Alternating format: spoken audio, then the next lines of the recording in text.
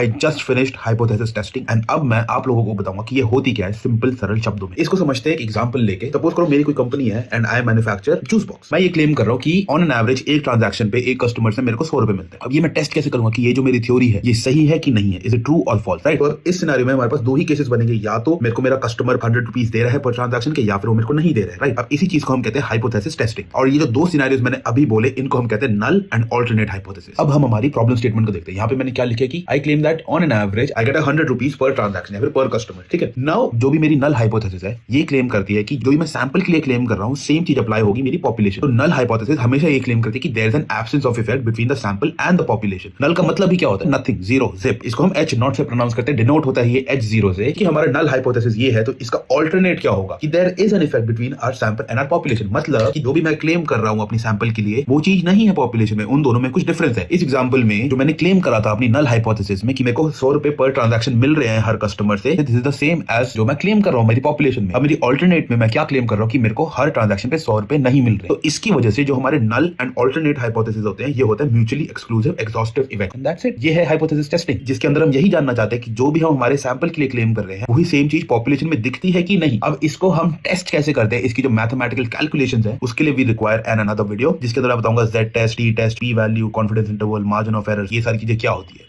Alright.